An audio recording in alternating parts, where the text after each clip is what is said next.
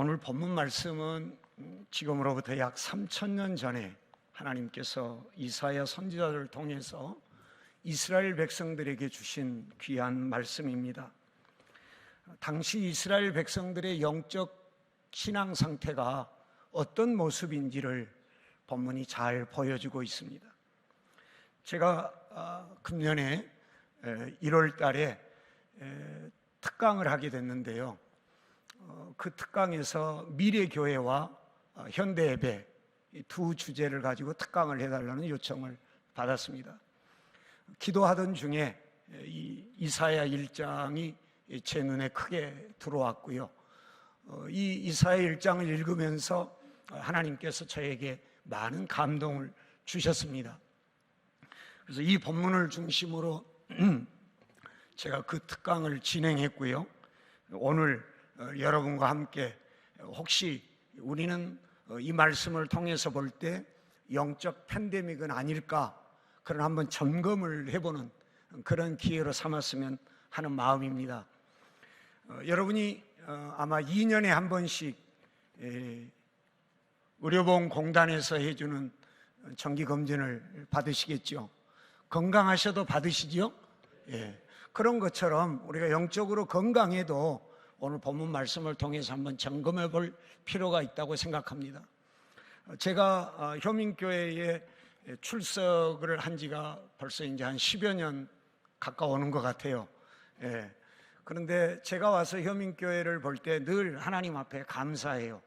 우리 교단에 이런 교회가 있다는 것에 대해 감사하고, 또 학교하고 가까웠고, 또 제가 안양으로 이사를 왔는데 바로 옆에 효민교회가 있는 거예요.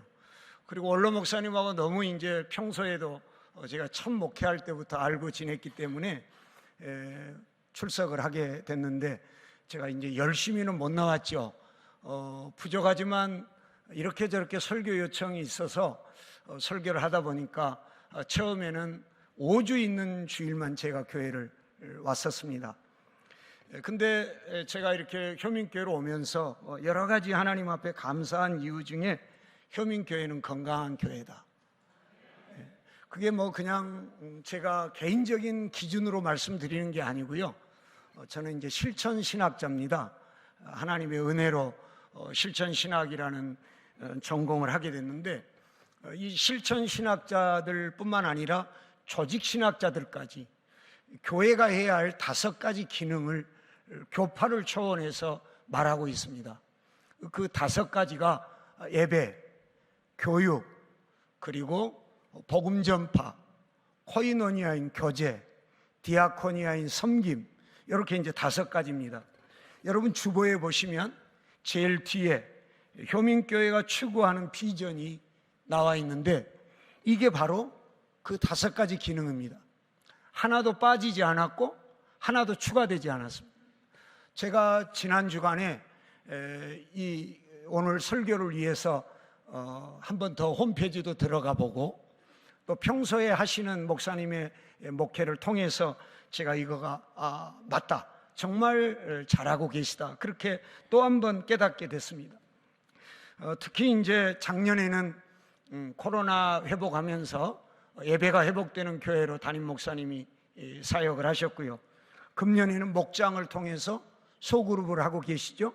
여기에 이제 교육의 기능도 있지만 저는 코이노니아가 더, 교제가 더 중심이 되지 않을까 그렇게 생각하고요. 세 번째는 디아코니아입니다. 사회봉사라고 말하는데 저는 이 단어를 직역하면 섬김이라고 보고요.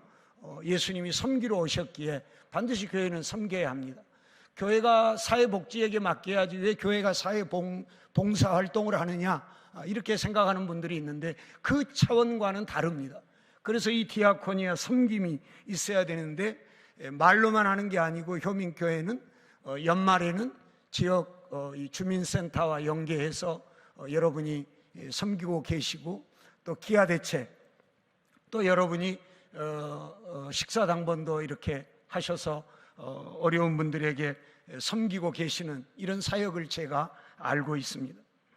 또 복음 전파가 이제 4번째인데 선교도 열심히 하고 계시고, 또 그리고 이 전도도 교회 주변에서 코로나 전에 제가 알기로 화요일 목요일인가요? 이렇게 토스트 하면서 전도하시는 걸 제가 알고 있습니다. 중요한 교육은 제자 삼는 것이 아닐까 싶은데, 교회마다 담임 목사님이 교육은 시켜도 부목사님들이 시키는 건 제가 많이 못 봤습니다. 근데 여민교회는 부목사님이 또 교육도 시키는 걸로 알고 있고요. 그리고 또 사모님께서 마더와이즈 해가지고 이렇게 수료식 할 때 저도 많은 감동을 받고 그러고 있습니다. 이 5가지를 볼 때 효민교회는 제가 볼 때 실천 신학자로서 평가하면 한국 교회의 10% 이내에 드는 건강한 교회다. 저는 그렇게 확신하고 있습니다. 여러분 그런 자부심을 가져도 된다고 저는 말씀드리고 싶습니다. 그럼에도 불구하고 교회 역사를 보게 되면 중세에 얼마나 많은 타락이 있었는지, 오늘 본문의 이스라엘 백성들하고 똑같습니다. 평신도들만이 아니라 종교 지도자들까지 다 타락을 했습니다. 대학생 선교의 비전을 가지고 전 세계에 CCC를 활동하게 하신 빌 브라이 박사님은 당시에 미국의 성도들의 90% 이상이 무늬만 신자다, 명목상 크리스찬이다, 육에 속한 크리스찬이다, 이렇게 말씀하기도 했습니다. 누구를 비난하고 정죄하려는 것이 아니라 점점 생명력을 잃고 있다는 거죠. 영적인 힘이 전혀 없는 상태라는 겁니다. 그렇게 시대마다 그래 왔습니다. 그게 오늘 우리의 모습은 혹시 아닐까 하는 거죠. 교회 오는 게 여러분 정말 즐겁고 행복하셔야 되잖아요. 저는 이렇게 설교할 기회를 주신 게 즐겁고 행복하거든요. 학교에서 강의를 많이 할 수 있는 게 행복합니다. 얼마나 행복하게 제가 하는지요, 계절학기 강의도 지금 하고 있습니다. 방학이 이미 됐는데 월요일부터 금요일까지 3주 강의를 연속해서 이어서 지금 하고 있는 중입니다. 근데 우리 모두가 주를 위해 살아가는 영적인 삶에 대해서 행복해하고 만족해하고 감사하고 있는가? 아니면 너무 힘들어, 정년도 있는데 교회에서도 이제 내가 좀 은퇴를 해야지, 이럴 생각을 갖고 계시는지는 않는지. 제가 목회할 때 보니까 떠날 준비를 하고 있는 신자들도 있더라고요. 언제 떠나지? 그래가지고 어떤 사소한 문제가 발생하면 그때 계기로 그냥 슬며시 빠져버리는 그런 신자들도 있더라고요. 그게 아니라 주님 앞에 내가 구원의 감격을 가지고 영적인 파워를 드러낼 수 있는 신자, 이 신앙이 우리가 돼야 되지 않을까? 코로나 걸려보신 분들은 아시겠죠? 제 주변의 이야기를 들어보니까 어떤 분들은 사경을 헤매시더라고요. 실제로 많은 분들이 그렇게 목숨을 잃기도 했잖아요. 그리고 어떤 분들은 약간의 감기 기운 정도로 끝나고 이기시는 분들도 있고요. 그러나 일단 걸리면 격리돼야 되고 일단은 며칠 동안은 어려움을 겪습니다. 그런 것처럼 영적인 팬데믹은 영적인 생명력이 없습니다. 기쁨이 없습니다. 감격이 없습니다. 적극적으로 활동을 할 수가 없습니다. 그냥 누워만 있어야 합니다. 나 하나 교회 생활하는 것도 정말 마지못해 하는 것처럼 그렇게 할 가능성이 있다는 거죠. 이게 바로 저는 영적 팬데믹은 아닐까 생각해 본 것입니다. 그런데 오늘 본문의 말씀을 보니까 이스라엘 백성들이 딱 그랬어요. 2절에 보니까 이렇게 기록하고 있습니다. 마지막 줄을 보게 되면 그들이 나를 거역하였도다. 하나님은 아버지처럼 이스라엘 백성들을 자식으로서 양육했는데 이스라엘 백성들은 하나님을 거역했습니다. 3절에 보니까 이렇게 기록됐습니다. 소는 그 임자를 알고 나귀는 그 주인의 구유를 알건만은 이스라엘은 하나님을 알지 못한다는 거죠. 그리고 이스라엘 백성들은 하나님을 깨닫지 못한다는 거예요. 여러분 하나님 아십니까? 하나님 어떤 분인지 아십니까? 하나님의 뜻을 여러분 깨닫고 계십니까? 저는 공부를 해보니까 하나님에 대해 너무 몰랐었습니다. 공부를 하면 할수록 하나님을 알게 되고, 공부를 하면 할수록 하나님의 뜻을 깨닫게 됐습니다. 여러분이 보실 때는 부족한 사람이지만 하나님 앞에 제 자신이 자꾸 이렇게 깨닫고 알게 되니까 제 자신의 연약함을 알고 바울처럼 제 자신을 고백하지 않을 수가 없습니다. 그런데 당시 이스라엘 백성들은 하나님을 몰랐습니다. 오늘 많은 성도들이 하나님을 잘 모릅니다. 어머니 하나님이 우리나라에 있다면서요? 예. 아버지 하나님이 안상홍이었는데 어머니 하나님이 장길자라면서요? 그런데 자기를 가르쳐 보혜사라 그런대요. 보혜사라 그러면 성령님이시잖아요. 성령님이 계속 우리 눈에 보이나요? 성령님이 늙어가나요? 성령님이 죽나요? 그런데 어떻게 그런 사람을 인간적으로는 뭐 훌륭할지 모르겠지만 하나님이라고 섬깁니까? 이게 하나님을 모르기 때문에 무지에서 오는 겁니다. 하나님을 알고 하나님의 뜻을 알아야 합니다. 하나님을 알지 못하고 하나님의 뜻을 모르니 사절 같은 현상이 나타나게 됩니다. 슬프다, 범죄한 나라요, 허물진 백성이요, 행악의 종자요, 행위가 부패한 자식이로다. 그들이 여호와를 버리며 이스라엘의 거룩하신 일을 만월히 여겼다고 기록하고 있습니다. 이 어찌 영적 팬데믹이 아니라고 할 수 있겠습니까? 11절에는 이렇게 기록하고 있습니다. 이스라엘 백성들이 드리는 무수한 제물이 하나님께 유익하지 않다는 겁니다. 수송아지나 어린 양이나 수염소의 피를 하나님이 기뻐하시지 않겠다는 겁니다. 오늘 저희들이 헌금을 드렸는데 하나님이 안 기뻐하시면 어떻게 하죠? 13절에 이스라엘 백성들이 드리는 제물이 헛된 제물이랍니다. 다시는 가져오지 말랍니다. 이스라엘 백성들이 드리는 분향은 하나님이 기뻐하시지 않뿐만 아니라 가증히 여기신다고 하셨습니다.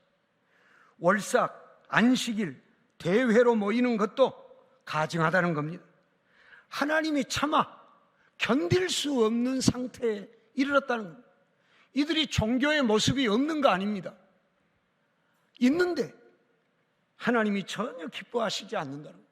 가증히 여기실 뿐만 아니라 차마 견디지 못하는 게 14절에 내 마음이 너의 월삭과 정한 절기를 싫어한다. 15절에 그럼 어떻게 되겠습니까? 너희가 내 도움을 구하고 손을 펼지라도 나는 너희 안 보겠다는 거죠. 너희 안 쳐다보겠다는 거예요. 안 도와주겠다는 거 아니겠습니까? 너희가 기도할 때 나 듣지 않겠다는 거예요. 듣지 않겠다는 거는 응답해 주지 않겠다는 겁니다. 이보다 더 엄청난 사건이 어디 있겠습니까? 20절에 너희가 거절하여 배반하면 칼에 삼켜지리라고 했습니다. 우리 이렇게 돼서는 안 되잖아요. 하나님은 우리에게 복을 주시려고 창조 역사부터 시작하셨습니다. 이스라엘 백성들을 출애굽시켜서 그들에게 복을 주시려고 새 언약을 발표하셨고, 그리고 그들에게 신명기를 통해서 자자손손이 그 복을 누리게 하려고 하셨습니다. 하나님의 역사를 보세요. 우리에게 복 주시려는 거예요. 그런데 복은 고사하고 매만 부르고 심지어는 칼에 삼켜진다면 어떻게 되겠는가? 라고 하는 것입니다. 우리의 신앙의 모습에 정말 지금 영적인 열매가 있는가를 한번 보셔야 합니다. 영적인 열매가 없으면 어떤 상태가 되냐 하면 6절에 보니까 발바닥에서 머리까지 성한 곳이 없습니다.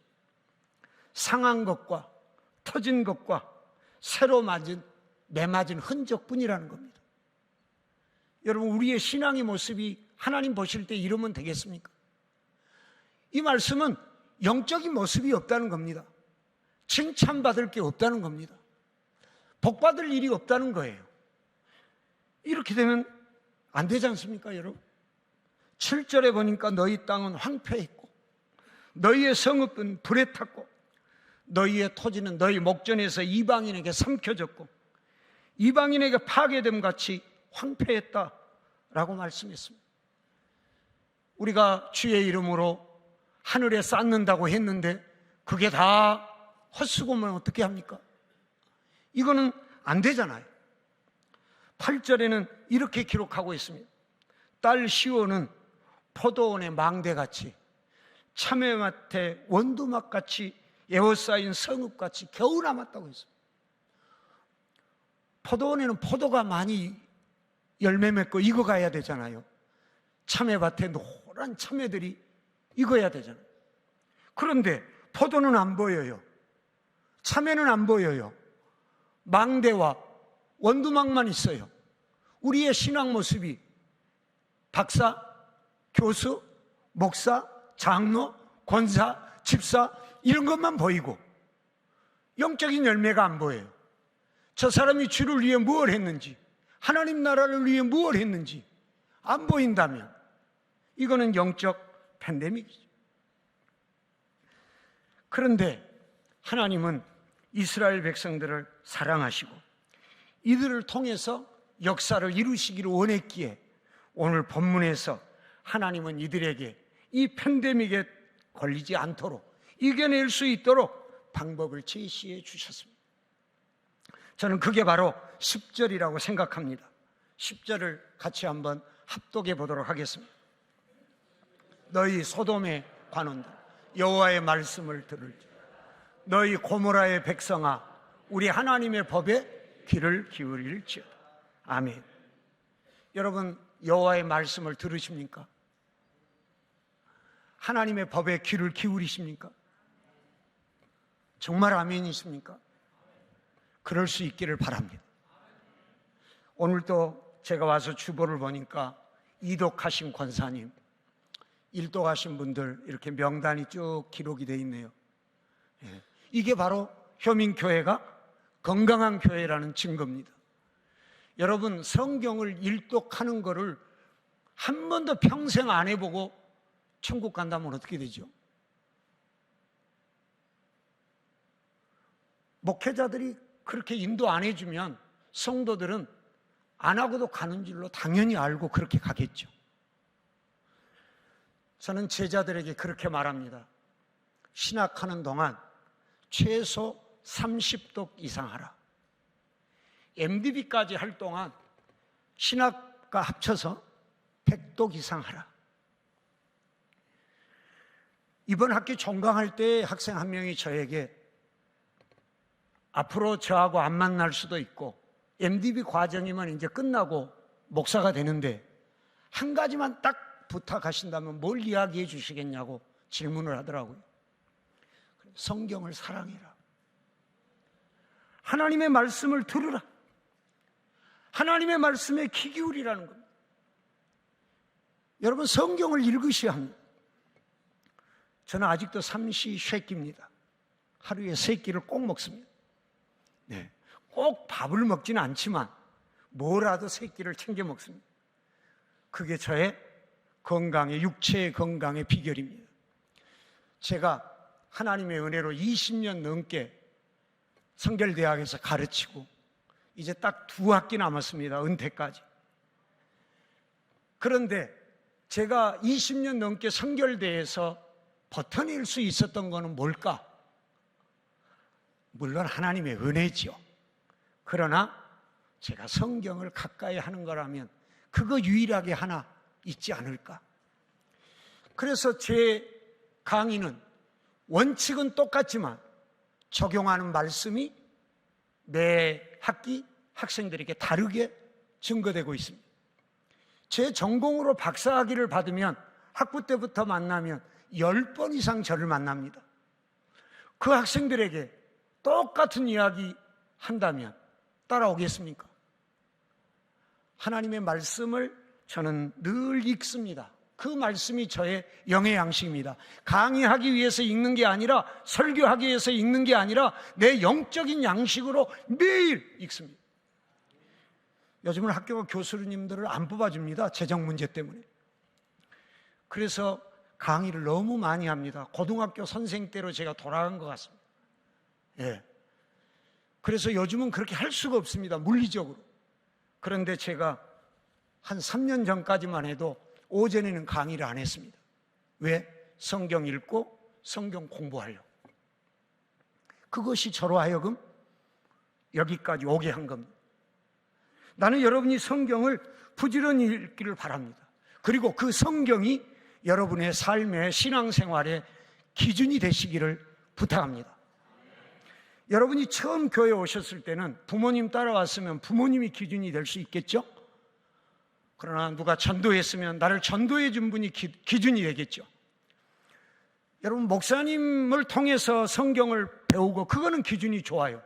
그러나 여러분 과거에 다니던 교회, 여러분 주변에 가까운 신앙인의 신앙생활이 기준이 되지 않기를 바라요. 제가 목회하다 보니까 과거에, 지금은 안 하고 있지만 목회할 때 이분은, 지금 제가 목회하던 데가 대전 제일성결교회입니다. 우리 원로 목사님 그때 오셔서 부흥 집회도 인도해 주셨었는데, 대전 제일성결교회를 다니면서 이분은 자꾸 자기 교회래, 다른 교회가, 자기가 처음에 다녔던 교회가 자기 교회래. 자기 교회는 지금 여기 집사로 등록되어 있는 대전 제일성결교회가 되는데 과거의 교회가 자기 교회래. 그리고 거기서 배운 대로 하려고 하는 거예요. 어떤 분이 또 헌금은 이렇게 하라겠대, 기도는 이렇게 하라겠대. 여러분, 그런 것이 기준이 되면 안 됩니다. 성경이 기준이 되셔야 합니다. 여러분의 신앙생활을 성경으로 점검하십시오. 여러분의 기도생활도 고쳐야 할 게 너무 많습니다. 여러분의 예배도 고쳐야 할 게 너무 많습니다. 여러분의 헌금생활, 기도생활뿐만 아니라 언어생활, 가족들하고 관계, 이웃과의 관계, 여러분의 섬기는 사역, 모든 거 다 고칠 게 너무 많습니다. 저는 저희 대학, 신학대학 교수들만의 기도회가 있는데요. 그때 이제 돌아가면서 설교를 합니다. 최근에 제가 어떤 설교를 하냐 하면, 내가 잘못한 거 회개하는 설교를 합니다. 그 중에 제가 최근에 회개한 게 뭐냐 하면, 내가 학생들에게 언어 폭력을 행했습니다. 내가 학생들에게 갑질을 했습니다. 나는 하나님 사랑한다고 해놓고 언어 폭력을 했고 갑질을 했기 때문에 나는 거짓말한 자였습니다. 남은 기간이라도 언어 폭력 안 하려고 합니다. 남은 기간이라도 갑질 안 하려고 합니다. 그게 제 설교 내용이었습니다. 저도 모르는 사이에 어떤 것이 기준이 됩니다. 여러분, 성경을 안 읽으면 그렇게 흘러갑니다. 우리 잘 안 바뀌잖아요. 성경을 읽으십시오. 그리고 그 성경이 여러분에게 말씀해 주시고 하나님의 뜻을 깨닫게 하고, 그래서 그것이 여러분의 가치관이 되고 여러분의 삶의 목적이 되고 목표가 되시기를 바랍니다. 제게 은퇴 후에 몇 가지 제안이 들어오고 있는데 3가지 제안이 들어왔습니다. 그래서 기도하면서 제가 제 기준을 정했습니다. 첫 번째, 돈을 제일 많이 주는 걸까요? 적게 주는 걸까요? 대답해 보세요. 제일 적게 준다는 것이 저는 첫 번째다. 3군데 중에 저에게 월 제일 적게 준다는 걸 나는 택하겠다. 2번째 기준, 내 제자들이 할 수 없는 일. 내 제자들이 할 수 있는 일이라면 나는 그들의 길을 막지 않겠다. 제가 한 학기에 한 200명 이상을 만나거든요. 한 20년 했으니 한 40학기로 치면 이거 얼마나 됩니까? 제자들의 앞길을 막지 말아야죠. 3번째, 제가 감당할 수 있다고 느껴져야죠. 그죠? 제가 가지고 있는 달란트나 은사나 체력이나 이런 것에 감당할 수 있어야 돼요. 이 세 가지 기준을 놓고 결정하기로 했습니다. 아마 금년 늦어도 8월 중이면 제가 결정을 할 것 같습니다. 이 세상은 돈이 기준입니다. 이 세상은 권력이 기준입니다. 이 세상은 힘이 기준입니다. 그러나 성경은 그러지 않습니다. 오늘 본문의 말씀 우리 한번 17절을 한번 봐볼까요?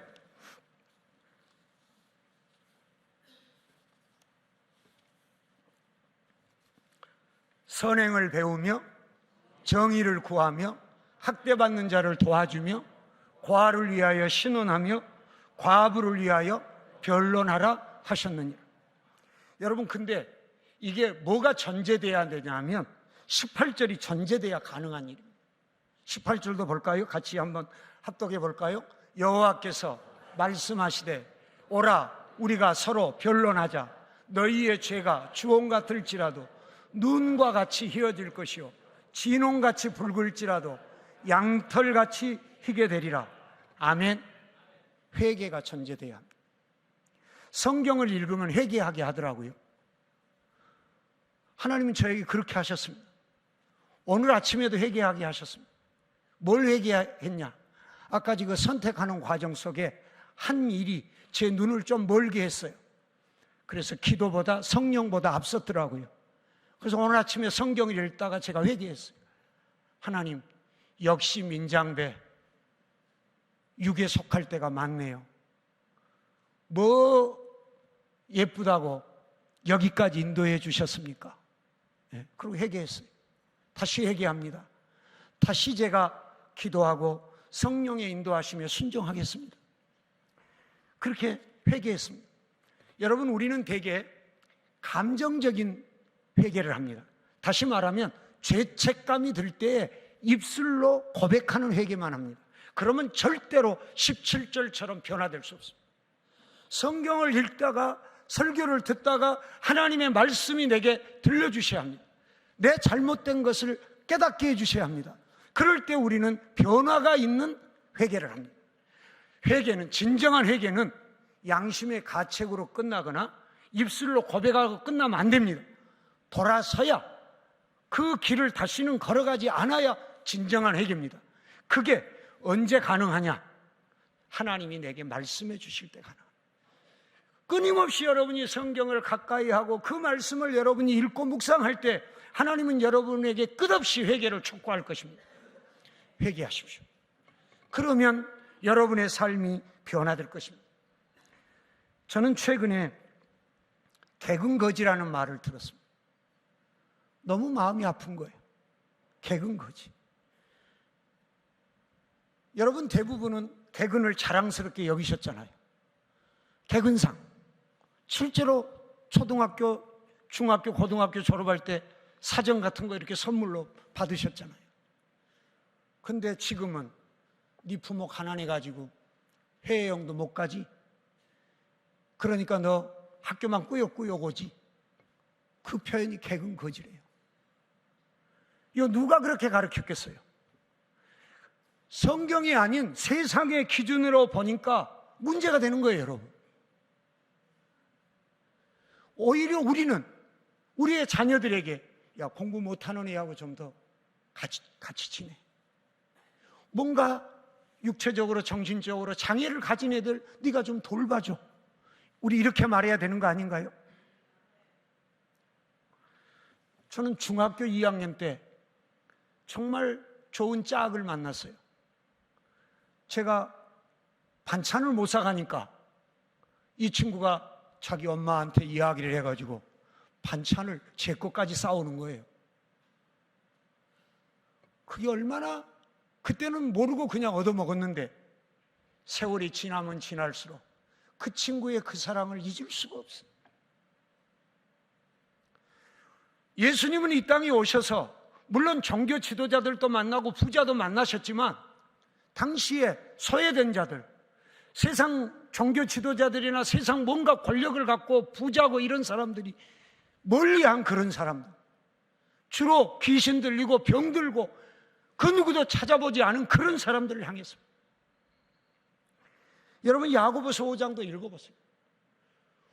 우리가 결국은 사치와 낭비하다가 끝나버릴 수도 있어요. 예수님의 이름으로 물질의 복을 구했다가, 예수님의 이름으로 건강의 복을 구했다가, 예수님의 이름으로 지위의 권력의 복을 구했다가 결국은 우리는 그리스도의 사랑을 잃어버리는, 그걸로 오히려 우리는 갑질하는, 그걸로 끝나버릴 수도 있어요. 그렇다면 결국은 영적 팬데믹뿐만 아니라 이걸로 인해서 끝나버린 인생이 될 거 아닙니까? 여러분, 9절 말씀을 같이 한번 보실까요?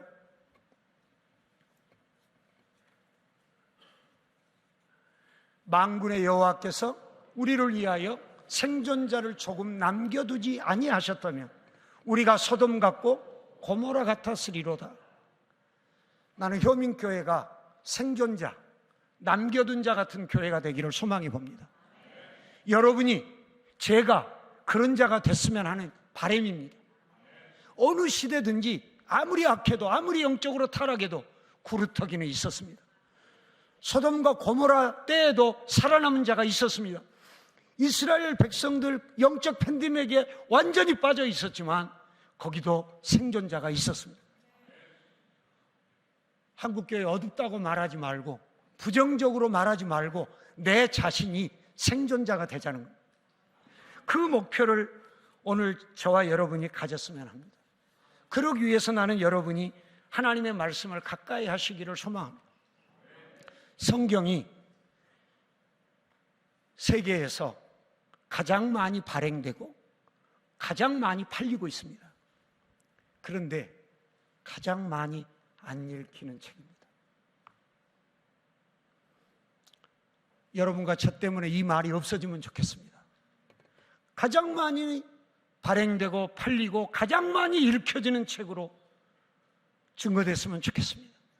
그것만이 여러분에게 영적인 생명력을 얻게 하고, 우리 주변에 수없이 도사리고 있는 이 팬데믹, 전염병과 같은 이런 바이러스, 나쁜 바이러스들이 있는데 나는 여러분이 성경을 가까이 하면 이겨내리라고 믿습니다. 그래서 우리 모두가 다시 한번 힘있게, 생명력 있게 주님 앞에 갈 때까지 주의 일 하다가 주님 앞에 갔을 때 잘했다 칭찬받고 착하고 충성된 종이 되어서 영원한 나라에 안식하는 여러분과 제가 되기를 소망해 봅니다.